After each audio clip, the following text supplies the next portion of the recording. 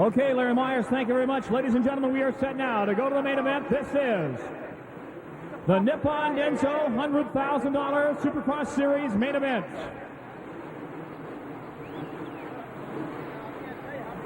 And here's the lineup. Number 1, Jeff Ward, Factory Kawasaki. Number 2, Ron Lachine, also on the Kawasaki. Number 3, Johnny O'Mara, Factory Honda. Number 4, Brock Glover on the Yamaha. Number 5, Ricky Johnson. Here they go. David Bailey.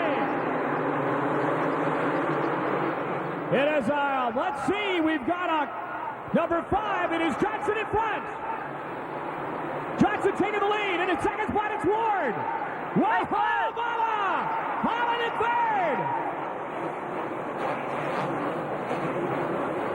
Ricky Johnson, number 5, out in front. Jeff Ward running in second spot.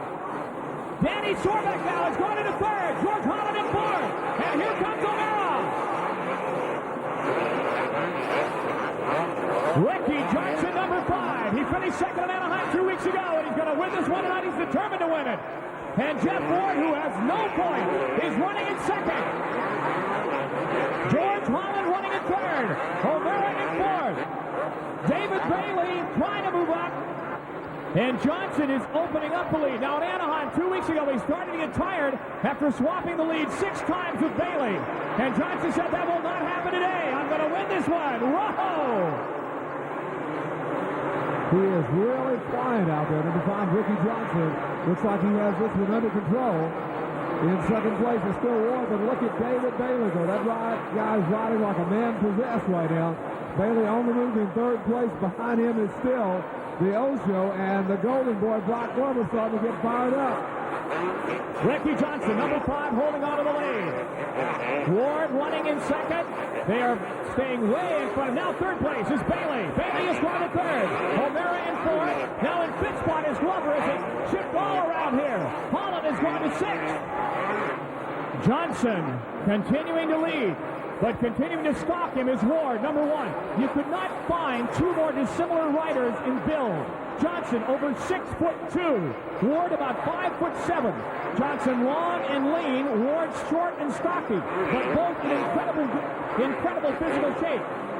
And this could be a factor. Johnson got tired 2 weeks ago. Ward didn't get a chance to ride the main, so he was pretty fresh. Now they start to get into traffic, and this is where it gets interesting. Johnson and Ward, both with years of experience in Supercross. Ward has been racing since he was 4 years old, so he's got a few more years of experience in racing motorcycles. He was originally born in Scotland, now living in Mission Viejo, California, Ward. but they fight their way through the traffic, slashing and snarling their way past the slower riders. Ward with tremendous upper body strength. He squats over 300 pounds. He's in incredibly good physical shape, Ward.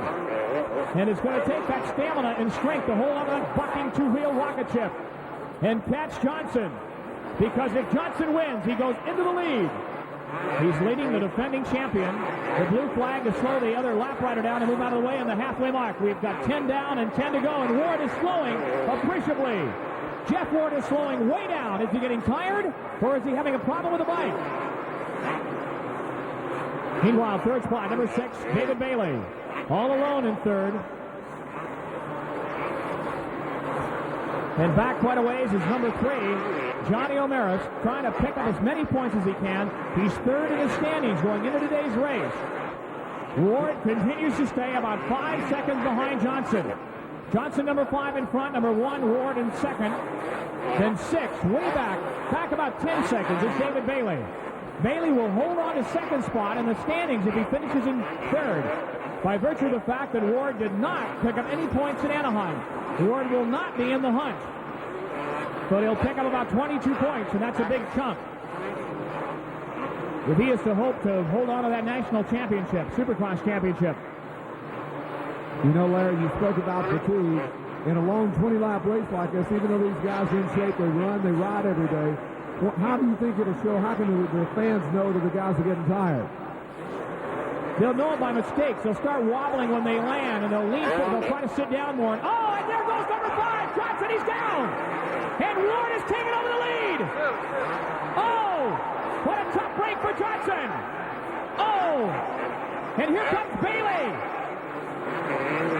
Bailey in third, so Johnson will hold on in second. We were talking about fatigue.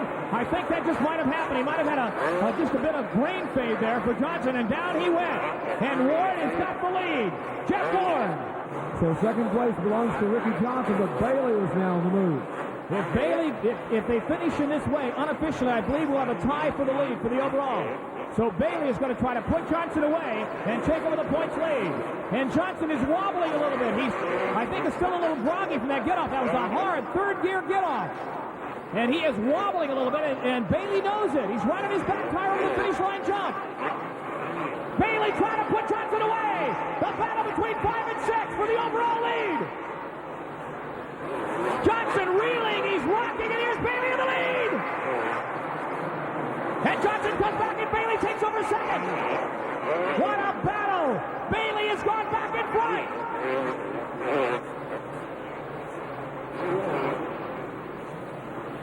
Less than 3 laps to go, and Jeff Ward is in front.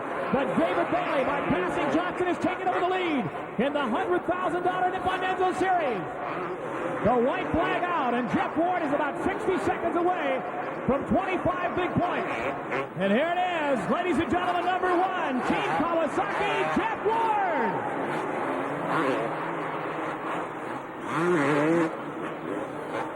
Jeff Ward wrapping it up. He'll be going into the victory circle for an interview. Finishing in second and coming out here with a points lead, number 6, David Bailey. Your third place finisher was number 5, Ricky Johnson. Ricky Johnson finishing up in third position right now. He and Bailey are just going to be a few points apart. Here's your winner, Jeff Ward, ladies and gentlemen. Jeff, that one's got to feel good. Oh, it feels great. I needed it bad. When you were running back there in the number 2 position, did it cross your mind that you were going to have a problem catching Johnson? Because it looked like you were dropping back off the pace. Well, we got into little lappers, and I made a few mistakes. But I felt really strong, and I was just sitting back there playing it easy, hoping that Johnson makes some mistakes, and I'd get on him, and the mistakes would pressure him, but he made a bigger one than I anticipated he was going to do. It helped me out a lot. He was riding really strong, though, but I felt really comfortable. I was going to start turning it on about the 12th lap, and I didn't have to do that, and I just backed it down the last 3 and cruised it in. Let's bring David Bailey up here before you pop that champagne, and we're just going to get everybody wet. We'll do it twice with 2 bottles all at the same time, and that makes for a real good bath. David, a tough track. I'll say, man, I came out the finish line jump here, which is like almost impossible to jump every time, real consistent. I jumped too far, and I smacked my wrist, and my head hit the handlebars.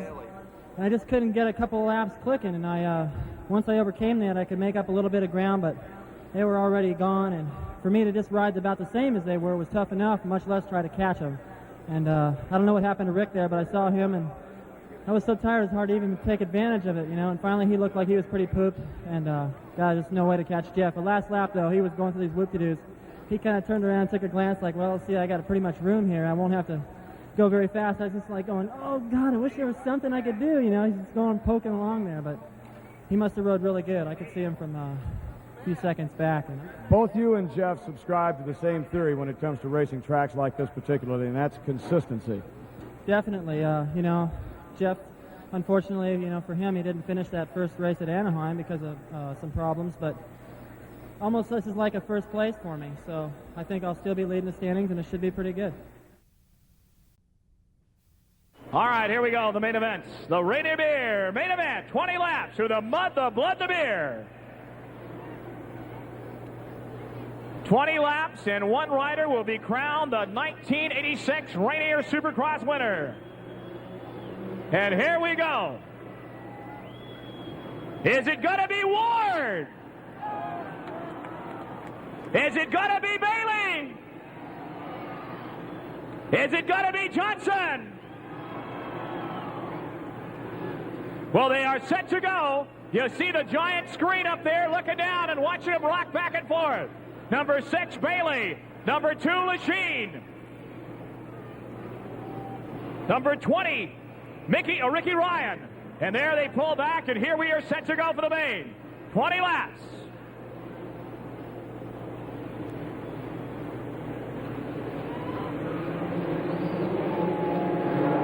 They're underway. It is Lachine, number 20 in front. With Johnny O'Mara second and number 5, Johnson third and Glover fourth. Ricky Ryan. Check that. That is Ryan in front. Thank you, Cosby. Ricky Ryan, number 20 in front. He got 6 last week in San Diego. Larry, you might want to keep your eye on Ryan. He's a real up-and-comer. He just dropped the second, however, but he did have his best career Supercross finish last week in San Diego at 6th place, and he's really mixing it up with the leaders. Johnny O'Mara out in front. Ricky Ryan running second. Then number 5, Johnson in third. Number 4, Glover in fourth. And here comes Ryan. He goes in front.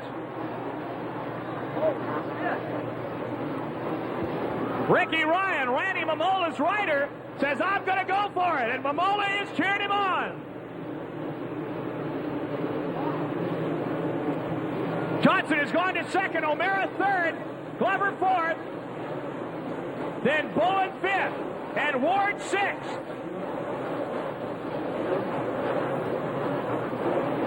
A privateer has never won an AMA Supercross. You may see history tonight.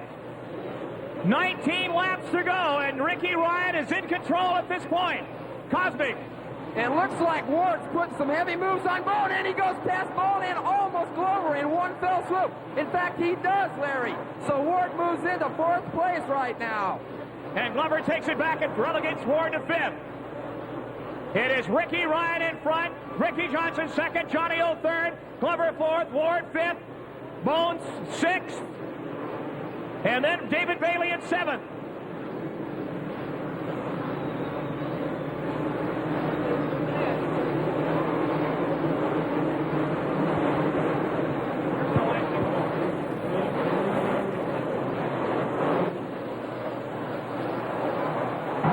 And Johnson's got Ryan. Ricky Johnson goes by Ricky Ryan. O'Mara third.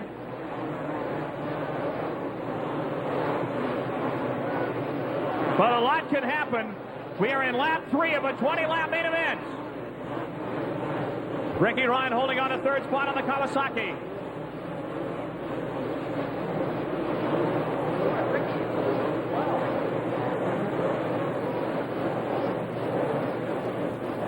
They're all on production bikes, remember. Here goes Glover trying to go by Ricky Ryan for third. He's got him. Glover goes to third.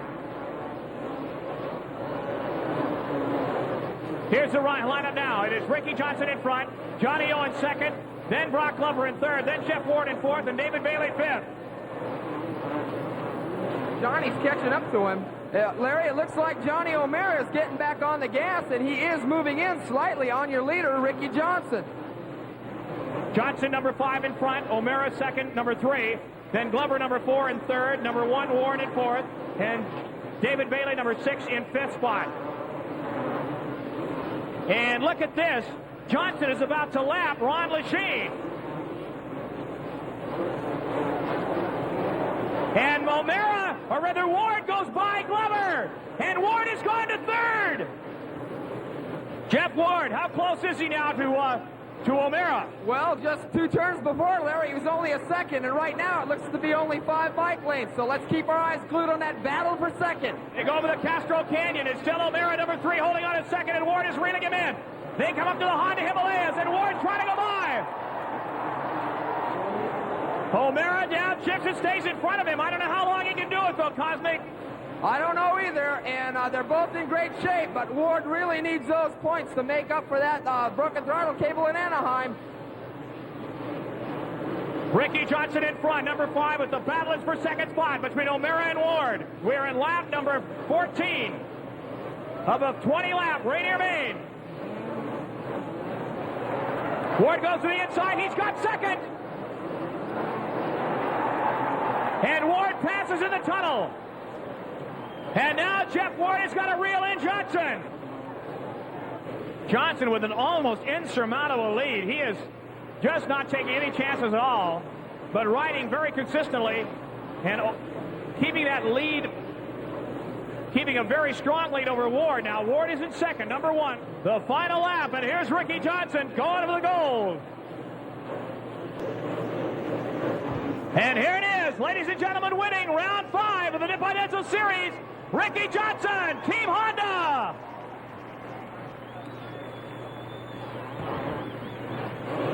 And second place, number 1, Jeff Ward, Team Kawasaki. And finishing third, Johnny O'Mara, number 3.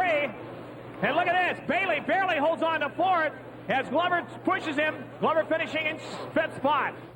Well, we should be ready momentarily. We're waiting for RJ, the magic man of motocross, and he's working his way toward the victory rostrum, Larry. And I'll tell you what, he made good a prediction, and he's very, very happy. He's all thumbs up and grinding those hands, and the man is pumped. RJ, tell me about it. Oh, man, couldn't feel better, man. After last night doing such a stupid race, letting Jeff beat me this time, I got my out in front. I rode my own race like I said I could. And he had no prayer. He wasn't even in sight. No, he wasn't. There was no one inside. He moved into the number 2 position, but by the time he did, you were long gone. That's right, Larry. By the time he got in the second, I had a pretty good lead on him, but I didn't let up. I wasn't watching him. I was watching my own lines, and I pulled away from him, and I was watching him like I was watching last night, but watching with a sort of an anger instead of a worry. I was more mad. I was saying, ain't no way I'm going to let you catch me in.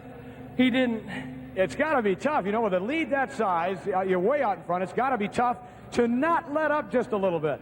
Yeah, but that's what I did last night, and he beat me. And I was humiliated, embarrassed. I felt like a turd. But tonight... You're not allowed to say that. Turd's okay. You can't. I felt really bad. You know, I let my sponsors down. I let my friends and my fans down up here. And I made it up for them tonight. I said I'd get those 3 points back, and I got them back.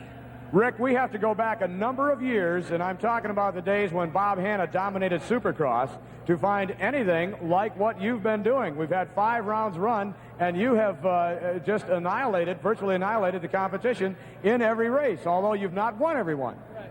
That's true, Larry. I've done really good in the races, you know, and I've been pretty much the strongest rider out there, but you know, luck doesn't always pay off. And back when Bob was dominating the sport, he was the up-and-coming kid, and he was the first one to really jump double jumps and really let it hang out. Now you got a lot of people that do that, and a lot of people that train, like Jeff Ward and Johnny O'Mara and David Bailey and Brock Glover and I.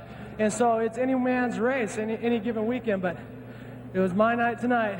How about a shot up here for Wardy? Jeff Ward, ladies and gentlemen. Jeff, by the time you got free of traffic, it was just a little bit too late on this one.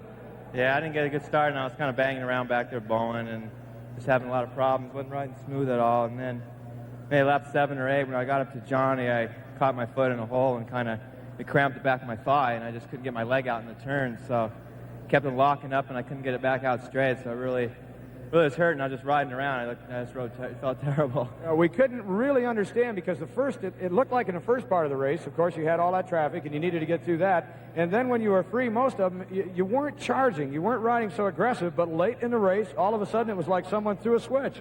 Yeah, that's what it did. It just locked back, and I couldn't, it's like, a cramp, and you just can't get it straight. So I just couldn't put my leg out, so I just had to keep it on the peg, and it just didn't help at all.